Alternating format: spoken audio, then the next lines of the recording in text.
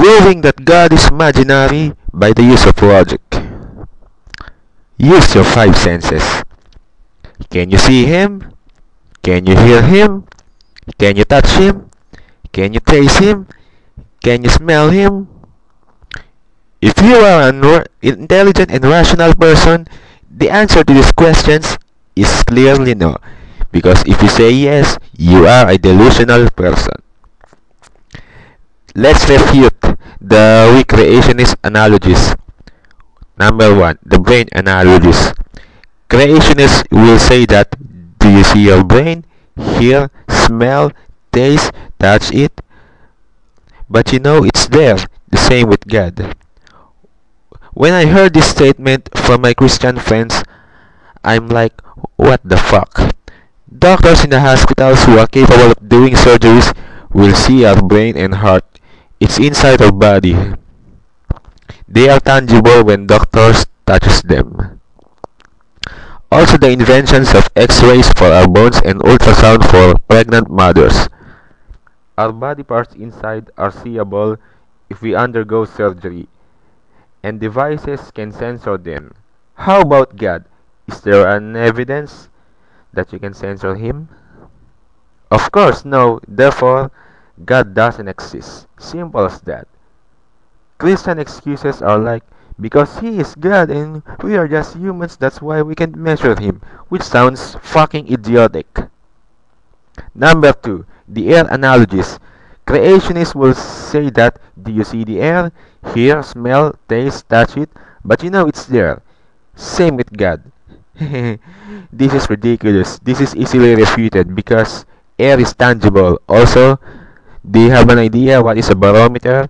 It is the device to measure air pressure. Number 3, the barbershop analogy. Legend. Where barber is equals to God, baldman is equal to Christian guy, and long hair guys are the 80s.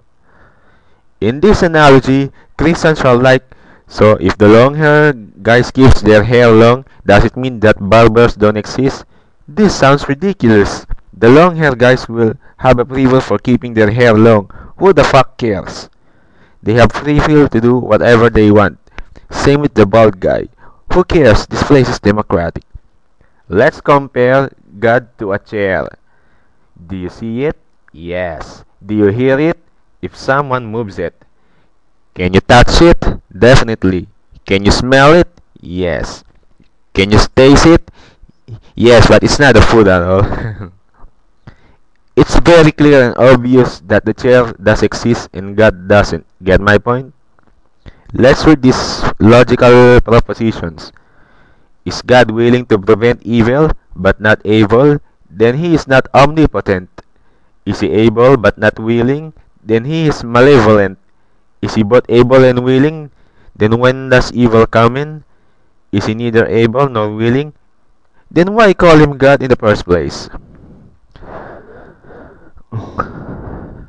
Another ridiculous Christian claims, when they claim that God spoke to them in their quiet time or Bible study, God didn't actually speak to them. Instead, they just read the Bible.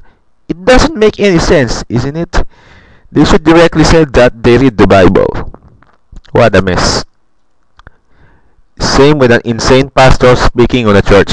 He is like, it's not me who is speaking here, but it's God, which sounds idiotic and ridiculous because he is actually speaking. Want the proof? As a 3-year-old boy, he can easily figure out that the pastor is speaking instead of an imaginary friend. The pastor sounds insane. It's very clear and obvious.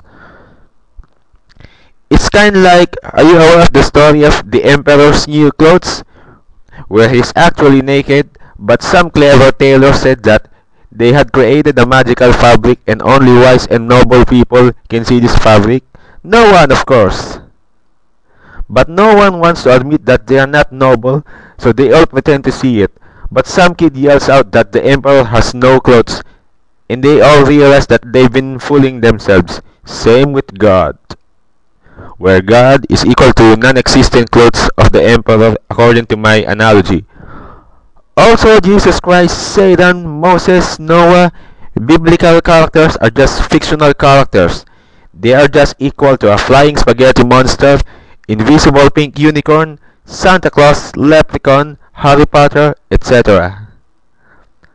As a destinations, heaven and hell and purgatory to the Catholic belief, they also don't exist because there are no scientific evidences for them. Simple as that. Only delusional people believe in this garbage. Now is the time to think and act like a rational person. It's time to separate facts from fiction. I can't believe that people are taking the Bible seriously where it has full of contradictions. The fact is Bible is nothing but just a figment of an imagination. Would you like to learn more? Please visit godisimaginary.com and why1godhealamputees.com. Thank you for your time.